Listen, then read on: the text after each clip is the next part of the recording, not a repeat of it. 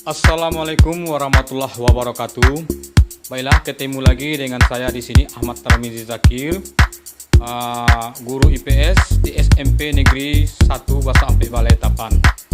Baiklah, pada hari ini kita akan membahas materi IPS kelas 9 semester 1 bab 2 dengan sub pokok bahasan yaitu globalisasi. Globalisasi adalah suatu proses sosial yang di dalamnya terdiri dari beberapa kendala geografis terhadap pengaturan sosial dan budaya yang menjadi surut, dan manusia menjadi semakin sadar bahwa pengaturan tersebut menjadi semakin surut. Itu pengertian dari globalisasi. Globalisasi itu terdiri atas berbagai macam bentuk. Kita lihat di sini, yaitu bentuk-bentuk dari globalisasi. Yang pertama yaitu bentuk globalisasi di bidang budaya. Seperti kita lihat contoh para kafe berkaitan saat ini ditemukannya banyak budaya lokal seperti beca, bokar, kecil, sepeda, onta dan sebagainya. Yang kedua, bentuk globalisasi di bidang komunikasi seperti telepon, handphone, internet, serta media sosial lain yang ada sekarang. Yang ketiga, yang C-nya di bidang ekonomi berkaitan dengan perdagangan bebas. Yang D-nya globalisasi di bidang iptek. Globalisasi iptek ini adalah perubahan kehidupan masa depan manusia yang lebih baik, perubahan kehidupan manusia ke arah yang lebih baik agar lebih mudah, murah, cepat dan aman. Yang E-nya di bidang transportasi. Contohnya perubahan transportasi Jepang yaitu Shinkansen, yaitu kereta api listrik yang dapat menempuh Tokyo menuju Kyoto dengan jarak 700 km dan dengan kecepatan 300 km per jam. Selanjutnya kita bahas itu ciri-ciri globalisasi di bidang ekonomi. Ciri globalisasi di bidang ekonomi itu yang pertama adalah beroperasinya suatu perusahaan secara internasional. Yang pertama. Yang kedua, perubahan dalam mencari keuntungan yang kompetitif dan memaksimalkan laba dengan terus-menerus mencari lokasi produksi paling efisien dan murah.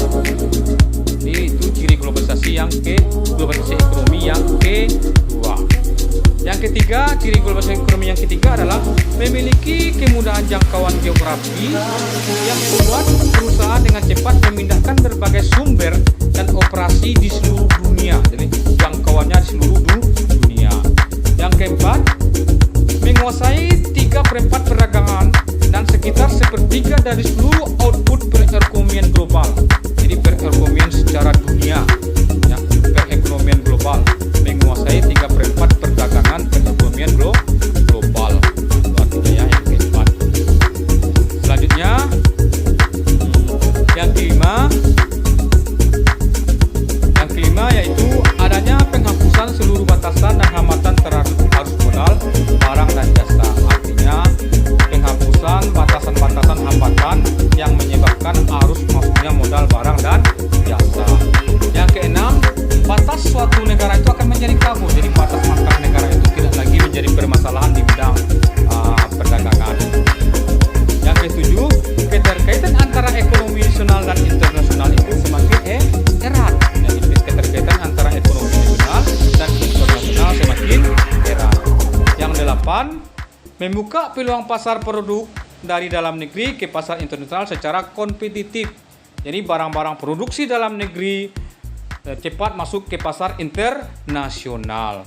Yang kesembilan, membuka peluang bagi masuknya produk global ke pasar domestik. Jadi barang-barang dari luar mudah masuk ke dalam pasar dalam negeri. Itu namanya membuka peluang bagi masuknya produk global ke dalam pasar domestik. Itu yang kesembilan. Selanjutnya kita lihat faktor yang menyebabkan terjadinya globalisasi di bidang transportasi. Jadi ada beberapa faktor yang menyebabkan terjadinya globalisasi di bidang transportasi. Yang pertama yaitu karena manusia itu menginginkan suatu perubahan, karena mereka menuntut hidup yang lebih mudah dan praktis.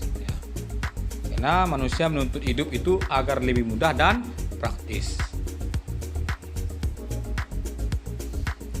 Yang kedua, perkembangan teknologi yang ditandai semakin majunya pendidikan. Ya. Jadi ada keterkaitan antara teknologi dengan pendidikan yang tidak dapat dipisahkan. Yang ketiga, perkembangan di bidang teknologi komunikasi yang membuat perkembangan alat transportasi diberitakan dengan cepat ke seluruh penjuru dunia. Jadi transportasi mengalami perkembangan karena adanya telekomunikasi. Ya. Selanjutnya kita lihat yaitu sebagai contoh daripada transportasi tadi adalah itu penggunaan teknologi otomatis dalam mobil. Contohnya yang pertama. Yang kedua, penggunaan radar.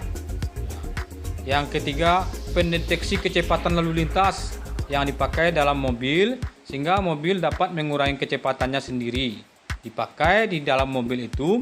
Jadi dengan lalu lintas yang ramai atau kondisi lalu lintas, mobil tersebut dapat mengurangi kecepatannya secara tersendiri. Baiklah, itulah materi kita pada hari ini ya tentang globalisasi, bentuk ya globalisasi ekonomi dan transportasi. Mudah-mudahan apa yang saya sampaikan ini dapat bermanfaat untuk kita semua. Cukup sekian. Assalamualaikum warahmatullahi wabarakatuh. Mudah-mudahan dapat bermanfaat. Terima kasih.